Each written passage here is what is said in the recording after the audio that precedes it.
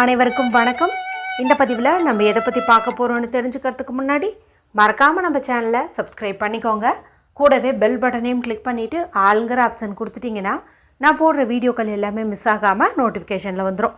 இந்த பதிவு மிக மிக முக்கியமான பதிவு, அவசரமான பதிவு, அவசியமான பதிவு அப்படின்னே சொல்லாங்க. எதை பற்றிய பதிவு அப்படின்னு பார்த்திங்கன்னா, இன்றைக்கி நமக்கு ஆகஸ்ட் மாதத்தின் 27ஆம் தேதி, ஆவணி மாதத்தின் 11ஆம் தேதி நிறைஞ்ச புதன்கிழமை நாள். பொன் கிடைச்சாலும் புதன் கிடைக்காதுன்னு சொல்லுவாங்க. புதன்கிழமை நாளில் கண்ணை முடிக்கிட்டு எந்த மாதிரி நல்ல காரியங்கள் வேணாலும் செய்யலாம். இந்த அற்புதமான நாளில் நமக்கு மதியம் 3:52 வரைக்கும் விநாயகர் சதுர்த்தியானது இருந்ததுங்க.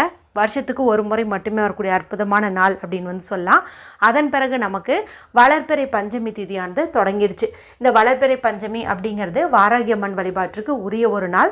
வாராகியம்மன் வழிபாடு செய்யும் பழக்கம் இல்லாதவங்க இந்த நாளில் மகாலட்சுமி தாயார் வழிபாடு செய்யுங்கன்னு சொல்லியிருப்பேன். இந்த சக்தி வாய்ந்த நாளில் மாலை 5 மணியிலிருந்து இரவு 10 மணிக்குள்ளர ஒரு பரிகாரம் செய்ய சொல்லி மதியம் வீடியோ போட்டிருந்தேன்.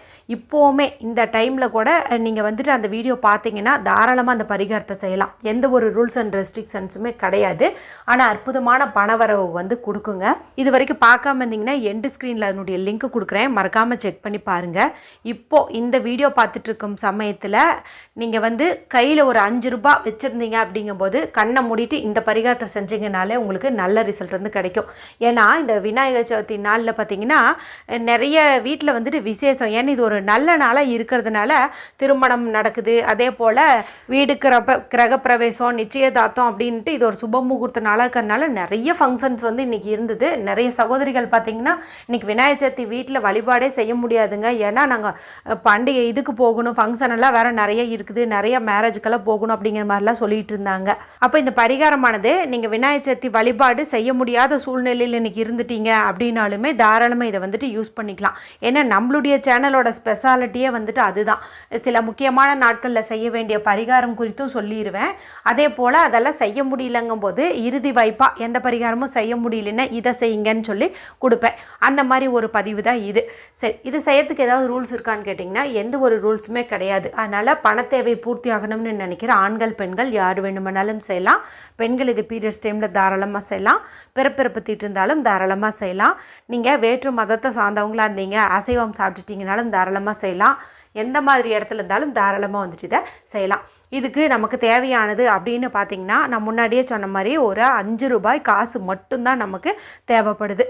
ஏன்னா இந்த 5 அப்படிங்கிறது பார்த்திங்கன்னா இன்றைக்கி ரொம்பவுமே பொருத்தமான ஒரு காசாகவே இருக்குது. எப்படின்னா இன்றைக்கி புதன்கிழமை, புதன் பகவானுக்குரிய நாள், அவருக்குரிய என்னன்னு பார்க்கும்போது 5. அப்போ இங்கே அதுவும் மேட்ச் ஆகுது.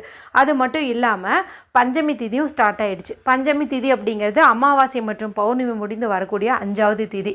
வாராகியம்மன் வழிபாட்டுக்கு உரிய நாள். அவங்களும் பார்த்திங்கன்னா சப்த கன்னியர்களில் 5ஆவதாக இருக்கக்கூடியவங்க தான். அதனால் இந்த 5 ரூபா காசு எடுத்துக்கிறது சிறப்பு.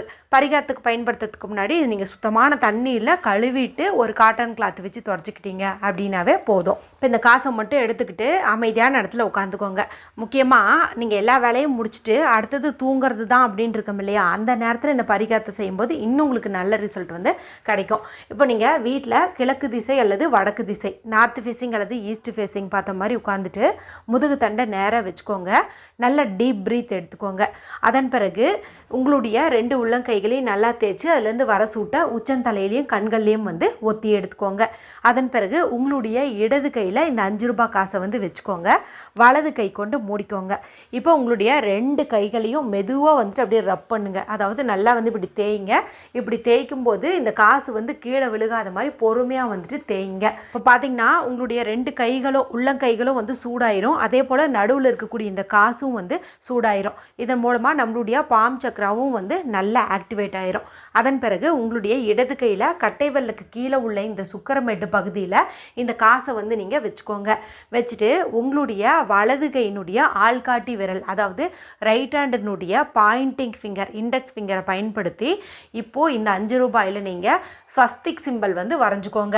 ஸ்வஸ்திக் சிம்பல் அப்படிங்கிறது மகாலட்சுமி தாயாருக்கு உரியது, விநாயகர் பெருமானுக்கு உரியது. 4 திசைகளில் இருந்தும் பணவரவை ஈர்த்து கொண்டு வரக்கூடிய சக்தி கொண்டது. அதனால் இந்த சிம்பலை விரலை பயன்படுத்தி நம்ம வரைய போகிறோம். இங்கே வரையறதுக்கு நம்ம வேறு எந்த ஒரு பொருளையும் பயன்படுத்த போகிறது கிடையாது. நம்ம விரலை மட்டும்தான் பயன்படுத்த போகிறோம். சரிங்களா? இப்போ வந்துட்டு நீங்கள் இந்த 5 ரூபாயில் அப்படியே இந்த ஸ்வஸ்திக் சிம்பிளை வந்துட்டு நீங்கள் வரைஞ்சிக்கோங்க.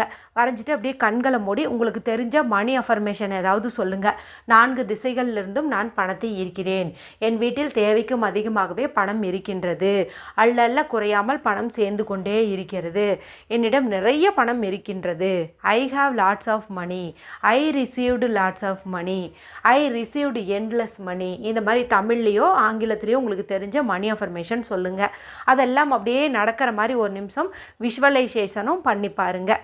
அதன் பிறகு இந்த காசை நீங்கள் தூங்கக்கூடிய அந்த தலகாணி இருக்குது இல்லையா, பில்லோ கடியில் வந்து வச்சுட்டு தூங்குங்க. நிம்மதியான தூக்கம் உங்களுக்கு வரும். பில்லோ வச்சு தூங்கும் பழக்கம் இல்லாதவங்க பாய்க்கடியிலையோ பெட்டுக்கடியிலையோ இதை நீங்கள் வச்சுட்டு தூங்குறது நல்லது. இப்போ நாளைக்கு காலையில் பார்த்திங்கன்னா வியாழக்கிழமையும் இருக்குது, பஞ்சமி திதியும் வந்து இருக்குது. அதனால் நாளைக்கு காலையில் எழுந்த உடனேயும் தூங்கி எழுந்திரிச்சதையும் நீங்கள் மொபைல் அது இதுன்னு தானே ஃபஸ்ட்டு தேடுவீங்க. அந்த மாதிரி பண்ணாமல் தலகாணி கடியில் இருக்கிற இந்த காசை எடுத்துக்கோங்க. எடுத்துகிட்டு உங்களுடைய உள்ளங்கையில் வச்சுட்டு இப்போ கண்ணை முழிங்க. கண்ணை முழிச்சு அப்படியே உங்களுடைய உள்ளங்கையும் பாருங்கள், அதுக்குள்ளே இருக்கிற அந்த காசையும் பாருங்கள். அந்த காசை பார்க்கும்போதே நீங்கள் அதில் வரைஞ்சிருந்த அந்த ஸ்வஸ்திக் சிம்பிள் உங்கள் மைண்டுக்கு வந்து ரெஜிஸ்டர் ஆகும், நல்ல ஞாபகத்துக்கு வந்துடும். சரிங்களா? அப்போ நம்ம சொன்ன அந்த மணி அஃபர்மேஷனும் உங்களுக்கு வந்து ஞாபகம் வந்துடும். மார்னிங்கே ரொம்ப ஃப்ரெஷ்ஷாக வந்துட்டு நீங்கள் ஃபீல் பண்ணுவீங்க. அதன் பிறகு இந்த காசை நீங்கள் எடுத்து பர்ஸ்லேயோ பீரோலையோ பணம் வைக்கக்கூடிய இடத்துல வச்சுக்கலாம்.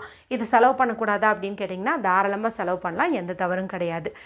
அவசியமாக எல்லாரும் இந்த பரிகாரத்தை செஞ்சு பலனடையுங்க. இதன் மூலமாக நல்ல ஒரு செல்வ செழிப்பு உங்களுக்கு உண்டாகும். வீடியோ பிடிச்சிருந்தா மற்றவங்களோடையும் ஷேர் பண்ணுங்கள், லைக் பண்ணுங்கள். மற்றும் ஒரு பயனுள்ள பதிவில் உங்களை சந்திக்கிறேன். நன்றி, வணக்கம்.